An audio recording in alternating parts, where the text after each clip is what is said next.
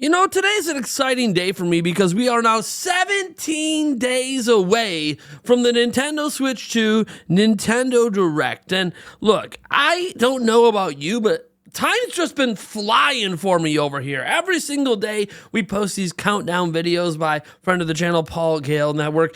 Every single day we're covering new rumors, leaks, patents, all this stuff, and occasionally some actual news from Nintendo. And the funny thing about all of this is somehow the month that I thought would be the longest and hardest wait, the calm before the storm, has not only been anything but long, it's also been anything but calm, including today where we're going to be talking about a new patent published and updated by Nintendo. That's really, really exciting stuff.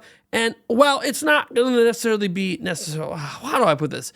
News to some of you. It might be news to others. Why? Because it is just reinforcing something we are fairly confident, if not just straight up know at this point, the Nintendo Switch 2 is going to do, but going to do in an exciting way. And this could potentially confirm something for handheld mode of Nintendo Switch 2. And we have to say could, might, maybe, because until Nintendo actually announces this stuff, we don't know. But what I can say is we are giving away a Nintendo Switch 2.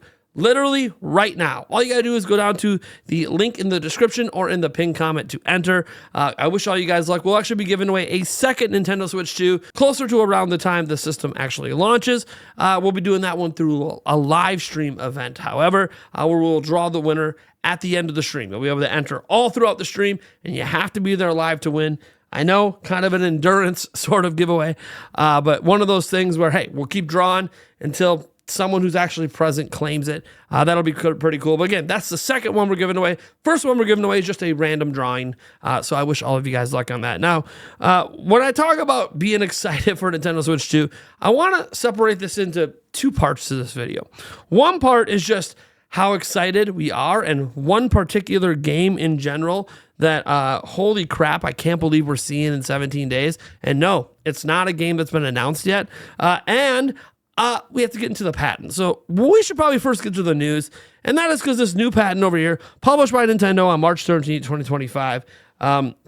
And you can see the applicant here is Nintendo. You can see the people behind the patent. And you can see that this is about a computer system is provided for converting images through use of trained neural network. A source image is divided into blocks and context data is added to each pixel block. The context blocks are split into channels, and each channel from the same context box is added in the same activation matrix. This action matrix is then executed against a trained neural network to produce a changed activation matrix. The changed activation matrix is then used to generate a converted image. Yes, folks, we're talking about AI upscaling, but this time applying to what appears to be handheld mode. What? Let's go into this. So you see the game device, a video game application, the game engine, the neural network, all that stuff, right? Input device and your display with your CPU, RAM, and GPU. But as you go down here, you're going to notice something about how this all works. And I know this is sideways. It's how the patent publishes things. So you see the render image. You see the image at 540p. Pay attention to this. Then you prepare your image. You get your input data. You get your reorganized to the network. You're reorganized to blocks. And then your 16 by 16 matrix of activations. You have your neural network that comes in here. And they output a 1080p data source. Recognize 1080p output data into converted image, 1080p image, and output converted image. And as you go down here, you can see some examples about like how this is done, where you have like this block and it gets expanded. So pretty cool. And again, this just goes into some of the math and some of the reasoning and logic behind it. We've seen this image Nintendo used before in other AI upscaling, going from this, then it goes to that. You can see just a bigger version of that final image. So that's pretty much all this patent is about, is just that idea of upscaling games. Now, we talked about before how Nintendo is likely using their own version of DLSS, likely a customized version specifically for their hardware, or maybe even FSR and stuff like that. They have used FSR on the base Nintendo Switch. Don't be surprised if we see more FSR usage even on the Nintendo Switch 2, despite having access to DLSS, which is a better technology for most situations. But there are some situations where maybe FSR is a bit more appropriate.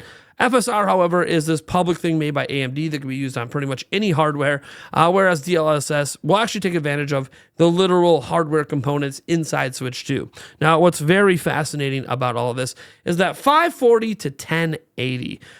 We've seen some upscaling stuff before. We've even seen some references in some of these patents about 4K upscaling in 1440p.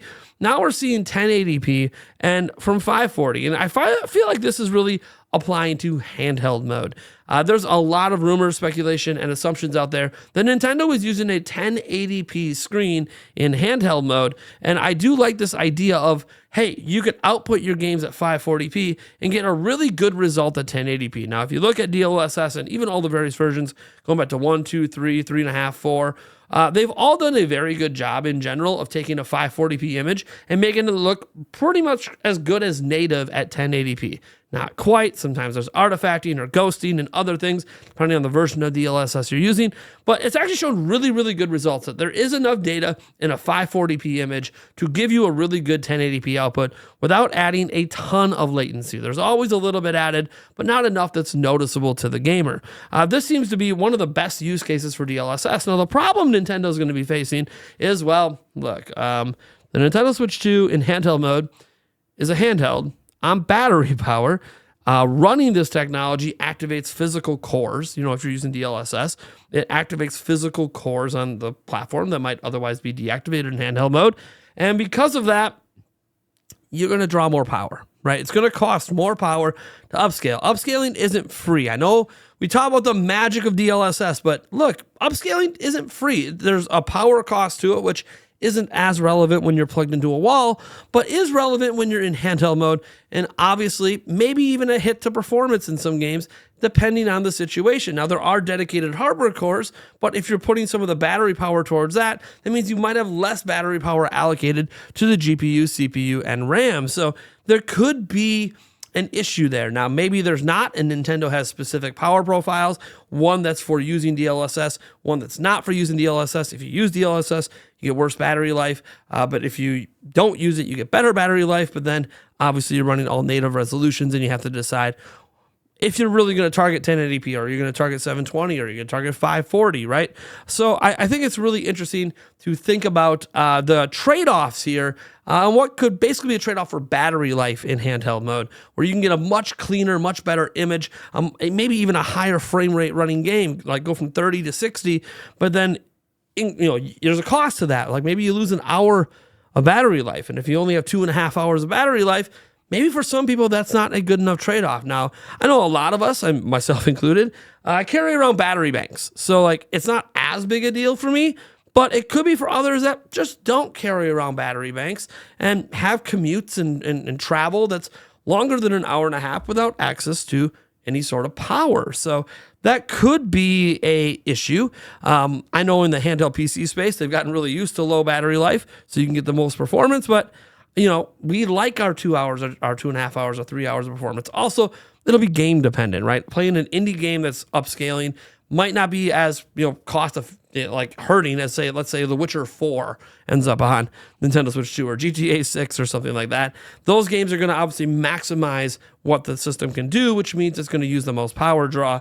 Whereas something like, let's say, I don't know, Hollow Knight Silk Song, if that exists on Switch 2, if it exists at all, but that game's obviously going to end up not taking as much power to run the game. So, I don't know. This is just one of those things where I don't mind this. I actually feel like putting the choice in the hands of the consumers and or even the developers, where the developers can develop their game in two ways on handheld. You can have it with DLSS on and DLSS off, and then you let the consumer choose if they want to turn it on and off. I think that's maybe the best solution, where a consumer knows, hey, if I'm just casually playing in bed at home, I have easy access to a charger, maybe I do just want to turn on that DLSS and get that clearer picture and that better performance. But then maybe if I'm on an airplane flight and my outlet's not working on my chair and there's no way for me to provide any power to the system, and I'm on a 3-hour, 4-hour flight, maybe what matters more is battery life. So then you turn off the DLSS and you end up getting better battery life. There's actually been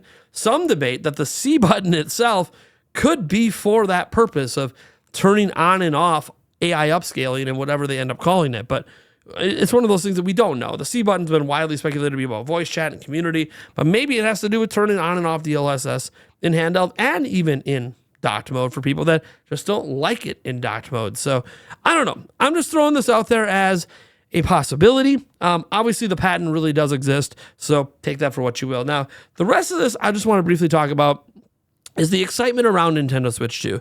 So we're 17 days away. 17 days away from the big blowout where we're going to see a bunch of games and a bunch of features and probably the future of NSO, and maybe we actually get a look at the UI. I don't know if they're going to show us it. Nintendo tends to not show us UI too much before a system comes out, but maybe we see it. But what I want to know about is 3D Mario. I do firmly believe we are 17 days away from seeing the next 3D Mario game. And 3D Mario holds a very special place in my heart. We talked about Metroid the other day. Today's about Mario. You see, we had Mario Day this month. That was really cool. I got the 40th anniversary. This year is happening in September. I got the Time magazine for it. But what I'm really excited about is the next 3D Mario game. The last time they released a brand new, all new 3D Mario experience was, well, I guess you could argue Bowser's Fury, but not a full game.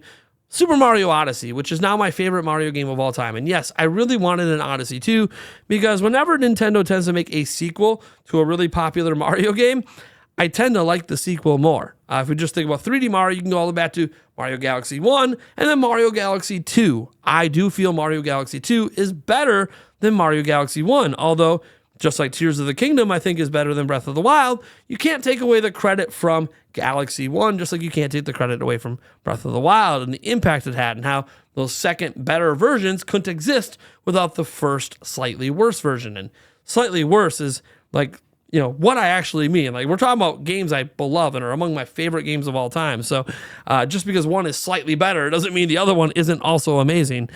So I don't think we're getting an Odyssey 2.